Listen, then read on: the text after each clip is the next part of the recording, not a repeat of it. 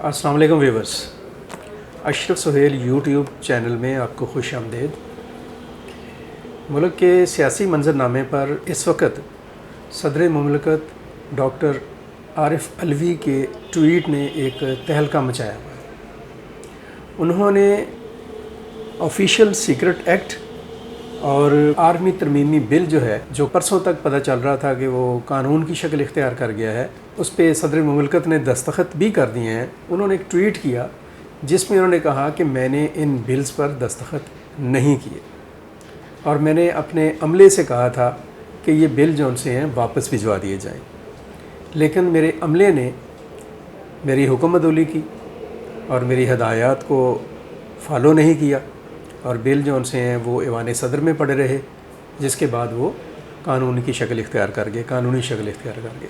मैं यहाँ पे आपको बताता चलूँ कि इन बिल्स के ऊपर सदर मुमलकत के दस्तखत होना या ना होना इनकी कोई हैसियत नहीं है, इसलिए कि जो हमारा आइन है उसमें ये कहा गया है कि जब पार्लियामेंट के आखिरी दिन होते हैं, मुंतखब पार्लियामेंट अपने आखिरी दिनों में होती है, कौमी असम्बली आखिरी कुछ दिन जो उसके होते हैं, उन दिनों में वो जो कानून साजी करती है और जो बिल जो मंजूर करती है, उन बिल्स को या तो 10 दिन के अंदर उनके ऊपर सदर मुमलकत दस्तखत कर देते हैं, या फिर अगर वो नहीं दस्तखत करते तो फिर वो कानून की शक्ल इख्तियार कर देते हैं। और आपने देखा इस सकम का और इस गुंजाइश का जिस तरह से एक लूट सेल की तरह से फ़ायदा उठाया हमारी जो PDM की हुकूमत है उसने, और जिस तरह से दर्जनों की शक्ल में धड़ाधड़ तो कहते हैं जैसे नोट छापे जाते हैं, जाली नोट छापे जाते हैं, उस तरह से जो कानून और बिल मंजूर हुए उनमें से बहुत से सदर ने वापस भी भेजे, लेकिन वो भेजें वापस या ना भेजें, जैसे मैंने अभी आपसे कहा कि वो कानून की शक्ल उन्होंने इख्तियार करना ही थी। बहरहाल बात हो रही है इस वक्त सीक्रेट एक्ट और आर्मी एक्ट की, आर्मी तरमीमी बिल की। उनके ऊपर सदर ने अपनी तरफ से एक क्लैरिटी दी है कि मैंने इस पर दस्तखत नहीं किए, और इसके बाद एक तूफ़ान खड़ा हो गया है मुल्क की सियासी जो सूरत हाल है उसमें। जो PTI के लोग हैं वो इसके ऊपर शोर मचा रहे हैं कि सदर ने ये जो बात कही है बड़ी अहम है और इस पर सुप्रीम कोर्ट को एक्शन लेना चाहिए, और वो चीफ जस्टिस को भी बुरा भला कह रहे हैं। ऐलान भी किया गया है कि हम इस मामले को लेकर सुप्रीम कोर्ट में जाएंगे। सदर के जो ओपोनेंट हल्के हैं, जो निगरान हुकूमत है या बाकी लोग जो उनसे हैं जो पॉलिटिक्स में हैं इस वक्त, जो एक्टिव पार्टीज़ हैं, वो सदर के इस ट्वीट के ऊपर सख्त इतराज़ कर रहे हैं। मुतालबा किया जा रहा है कि ये जो सदर ने ट्वीट किया है ये दरअसल उन्होंने अपने कौमी फ़राइज़ और कौमी ज़िम्मेदारियों से एक तरह से इन्हराफ़ किया है और एक नया तनाज़ा खड़ा करने की कोशिश की है। उन्हें अपने ज़िम्मेदारी का एहसास नहीं है, अपने ओहदे की जो एक हसासियत का उसका अंदाज़ा नहीं है, उन्हें रिज़ाइन कर देना चाहिए। जबकि सूरत हाल यह है कि रिज़ाइन करने वाले, जैसे मैंने अभी आपसे कहा कि दस्तखत होना या ना होना एक बराबर है, उसी तरह से रिज़ाइन करना या ना करना, अभी सदर मुमलकत अगर रिज़ाइन नहीं भी करते हैं तो 9 सितंबर को वैसे ही उनकी मुद्दत जो उनसी है वो पूरी हो जाएगी, और जो चेयरमैन सेनेट हैं सादिक संजरानी साहब वो आ जाएंगे उनकी जगह के ऊपर। लेकिन वो क्या से कहते हैं कि सियासत जो है उसमें उसके सीने में दिल तो होता नहीं है, पत्थर ही होता है, और पत्थर के साथ हम सर नहीं मार सकते हैं।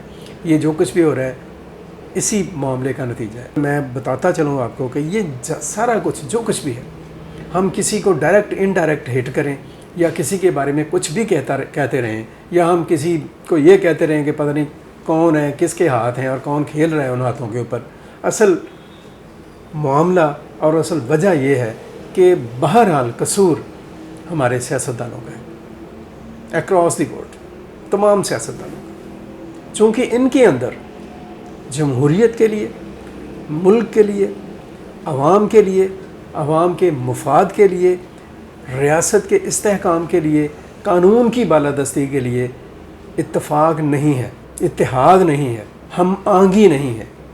ये लोग कभी भी मुल्क, कौम, जमहूरियत, आइन, पार्लिमान, अदालती निज़ाम और निज़ाम अदल के लिए एक सफ़े पर नहीं आते।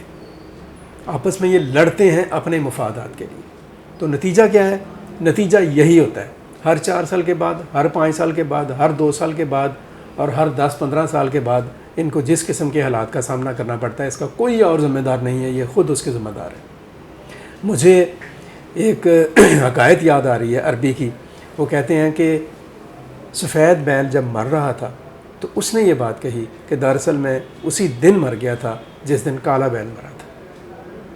ہوا یہ تھا کہ جنگل میں کالا اور سفید بیل بڑے گہرے دوست تھے اور دونوں بڑے طاقتور بھی تھے، کسی کو پاس نہیں پھٹکنے دیتے تھے. اور جنگل میں جو بادشاہ تھا، شیر جو تھا، اسے ان کی دوستی پر بڑا اعتراض تھا، کیونکہ اس کی سلطنت اور اس کی جو ایک تسلط تھا اس کو وہ چینی تھے وہ دونوں. تو اس نے ایک سازش کے تحت دونوں کے درمیان پھوٹ ڈلوائی، لڑائی ڈلوا دی. سفید بیل کو کالے سے متنفر کیا اور کالے کو سفید سے متنفر کیا. دونوں کے دل میں یہ بات ڈال دی کہ یہ دوسرا جو ہے تمہارے لیے خطرہ ہے، ہم تمہیں تمہاری کمیونٹی کا سردار بنانا چاہتے ہیں، ہم تمہیں جنگل میں ایک بڑا مقام دلانا چاہتے ہیں. لیکن اس کی راہ میں سب سے بڑی رکاوٹ یہ کالے کو بتایا گیا کہ سفید بیل ہے اور سفید کو بتایا گیا کالا بیل ہے.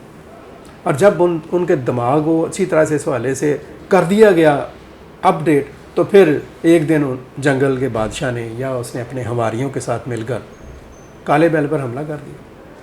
اور جب کالے پر حملہ ہوا تو سفید اس حملے کو ایک تماشے کے طور پر دیکھ رہا ہوا کہ اچھا ہوا، اس کو جوتے پڑ رہے ہیں، یہ مر رہا ہے. اور جب وہ مر گیا تو اس کے 2-4 دنوں کے بعد یا ہفتے 10 دن کے بعد سفید بیل پر بھی حملہ کر دیا گیا. اور جب سفید بیل پر حملہ کیا تو اس وقت اس کی آنکھیں کھلیں کہ اوہ ہوا کیا. اور جب اس کو گرا کر مار دیا گیا اور وہ مر رہا تھا تو اس نے کہا کہ دراصل میں آج نہیں مرا، میں اسی وقت مر گیا تھا جس دن کالا بیل مر رہا تھا. تو سوچنے کی بات ہے، سوچنے والوں کے لیے، عقل والوں کے لیے نشانیاں ہیں.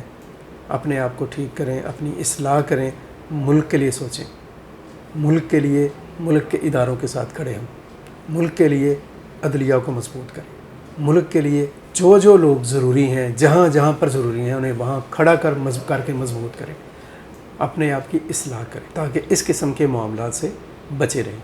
کچھ پتہ نہیں ہے کہ آنے والے دنوں میں اس خطے میں کیا ہونے جا رہا ہے، افغانستان میں کیا ہونا ہے، پاکستان کے اس پر کیا اثرات ہوں گے، پاکستان کی پولیٹکس پر کیا اثرات ہوں گے، اور پاکستان کے عوام کو کن حالات سے گزرنا پڑ سکتا ہے.